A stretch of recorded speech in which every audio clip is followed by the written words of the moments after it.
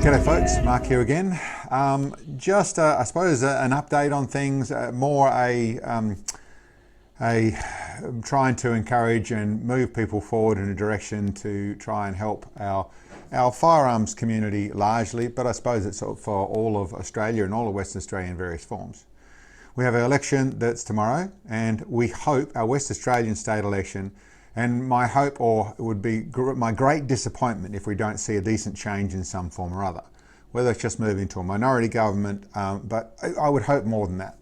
I would be extraordinarily disappointed if Western Australia is somehow stuck in a bubble by itself, where it's not going where the rest of the world are waking up and understanding that the more left-leaning governments of this world are all doing the wrong thing, all in a very similar fashion. And be it New Zealand, be it what Canada's starting to sound like, be it the US has gone through, be it what other European countries are going through, there is very much an awakening of the people. There's too many things that are, and I won't use all the trigger words for people, but there's too much of be it socialism, be it the left-leaning side of our world are heading towards. And I think there's people waking up and moving the other side. So that's my real thoughts on the situation, my hope for the situation, which is obviously about our war on our weekends, as we talk about. It's about the firearm issues we have with the police force side of things, taking away firearms, but it's about everything in so much, whether it's schools, whether it's life, whether it's holidays, whether it's weekends, whether it's whatever it is, to try and push back on that side of things and come back to more of what we understood of as a free Western Australia, in the fashion of where individual rights matters, securities matters, being able to be the people we are, have our weekends, enjoy our country, enjoy our state, enjoy the life that we grew up in, is what we're all trying to get back to. Apart from fiscal responsibility and having a decent life and being able to have light on or aircon on or whatever it is, and in the way of needing financial responsibility in how our states run. But really, win, lose or draw, regardless of the result, when it comes to firearms and our firearm laws and our firearm and the freedoms of what we've got, we have to do more. This is just a battle. There is an ongoing war that is trying to disarm the population. And denial of that sort of stuff, I've really had enough of hearing. It's not a grey area. It's not a questionable thing. It is that. It is actually written doctrines there's written paper to say this is what we're up to. It comes from various places, and it's very obvious in some of the situations. Too many even firearms owners that I know are simply working out how they can comply, and then they'll just carry on. They haven't woken up. This is the frog boiling in the water. The temperature slowly raising and not realizing. This is another step in many steps, and there's more, to be truthful, only a few steps to go before there's no firearms if this gets through. So, and even if it does, even if it gets pushed back, there still is the problem. And I suppose what I'm really trying to allude to there is understand that the goal is to disarm the population. That there is a goal of that, and there is parts of government and individuals that are driving that goal. Whether it's from wherever it's coming from, it doesn't really matter. That is a goal. So let's just agree to understand that and stop thinking that if I comply a little bit harder now, it'll all stop here. It's not going to. It's going to keep going. The warning's been coming. I hope, at least, in some form or other, wake up. That's what's actually happening. But the fact that there is, be it from world organisations or local organisations or individuals or groups or whatever, it really doesn't matter. Part of the problem we have, and the other thing we have to understand and we have to acknowledge, is that we are part of the problem. Firearms owners in Australia and Western Australia, and you can blame one state more than the other, all that sort of stuff, doesn't really matter, but firearms owners and firearms groups are part of this problem. What do I mean by that? What I mean is, as I've mentioned before, there is absolutely no level of positive propaganda to normalise firearms. They came from being normalised. It wasn't 50 years ago that it was very common that people had firearms in a truck, or they had firearms in their house, or you could buy at the local hardware store. You could go and buy a 22, or you could buy some ammunition, or you could order in a firearm, that sort of stuff. It was on the shelf. It wasn't scary. No one was scared by this. It was only a short time ago. I can't tell you exactly when I last saw that, but it wasn't that long ago. Over that period of time, there has been more and more and more progression, and obviously from the cities, in the city centres and that sort of stuff, it was further ago that was normal. Down to the more isolated country towns, it was less ago that came down to. At the end of the day, there is, without question, a whole heap of negative propaganda. It's not too many Australians that are familiar with firearms at all. And it's very common that someone in Australia is frightened of a firearm, something that's never actually done anything to them whatsoever, but for some reason or other they're frightened of an inanimate object. A car is a far more dangerous thing. A hospital can be a far more dangerous thing. There's so many dangerous things. It isn't actually a statistically viable thing to say that a firearm's a dangerous thing whatsoever. Kitchen knife, far more dangerous in the right hands. But for some reason, other people think that. Now, we can go through and analyse all that process of what actually happened in all the propaganda that's actually been there. But we really don't need to. What we do need to do is acknowledge that we haven't done anything as a community, as a firearms community. We haven't done anything about really fixing that, about going through and doing that. Now, my suggestion is that we get together and get enough money to raise the funds and do proper advertising in the fashion. And I'm talking lots of dollars. I'm talking like normal advertising campaigns that get you to watch the girls' football, or get you to believe that every family should have one of every race in it, or get you all the different propaganda that's out there that is really exactly that. It's propaganda. It's trying to change how you think about things. So we're talking whether that's $2 million or it's $10 million per year. I don't know what it costs. There's lots of money to do that side of thing. But if you look at us as a large group and become a large group, then we're not talking a huge investment for every individual. We're talking about an organisation that can go through and do that and start to change perception. And that's an extraordinarily powerful and necessary thing. All of the gun groups and people that have sort of been working for us and doing the bits they can are all working with essentially one arm behind you tied behind the back. I'd probably say two arms tied behind the back. When you move into a conference room or a board meeting or a consultation or whatever it is, and general public sentiment is against you, and all you're using is logic and law or whatever it is you think you can push forward, with people who actually want votes or want a promotion or whatever they're doing there, but they have public sentiment on their side, you, with all your logic in the world, are going to lose. Ultimately, step by step, you're going to lose. You need to change that. You need to get back to where at least we got a neutral perspective. Public perception is at least at neutral. Well, I don't really care if you got firearms or not. That's your business. If you're really good, you turn it into, well, you know, my kid is in a firearms club. She shoots at prac, or my son, he's over there, he shoots shotguns, that sort of stuff, and you're actually taking it away from me. So then you've got positive public perception, but at least a neutral one. We have a negative one. So that's monstrously important for all the things that are going to come. My comment comes back to, with this election, this moment we're in, this is just a battle. It's nothing more. And win, lose or draw, the war will carry on, and we have to answer that. There's people who think that we'll work out legal ways to do this.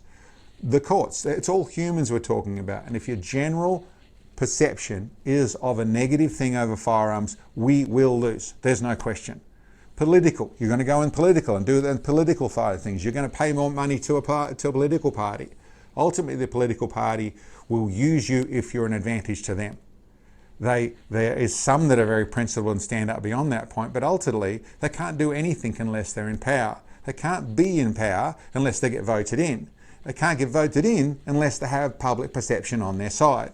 So at the end of the day, everything hinges on us fixing our public perception.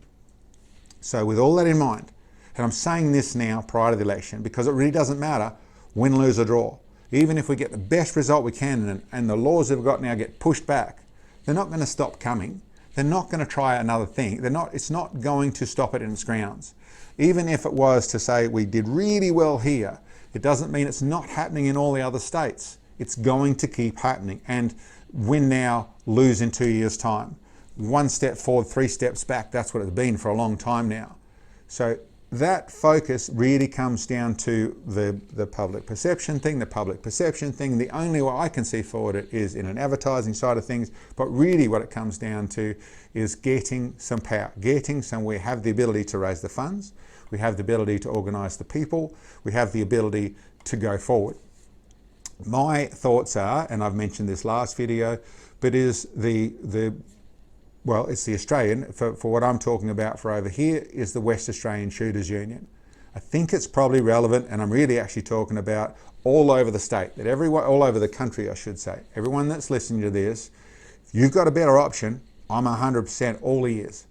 But my best way forward, the best strategy I can see to go is if we get enough people, and we need a lot of people to do this, a lot of people to join that, I'm suggesting, West Australian Shooters Union. So I suppose that means Australia-wise, I'm talking about invest in being involved with, becoming a member of, a financial member of your state shooters union or the national shooters union, whatever you want to become a member of. I think the more members, if we are members of 1, 2, 3, 4, 5 organisations, and you can afford that, obviously we're talking about spending a little bit of money, not a lot, but a little bit of money.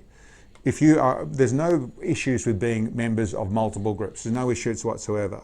And you may be in a rimfire group, or you may be in the sporty shooters group, or you may be in a trap shooters group, or all the different clubs. There's lots of different clubs and groups and organisations, and they all have their worth. I'm not trying to say they don't, but I'm after, what I'm chasing is the one group that can stand for all of them.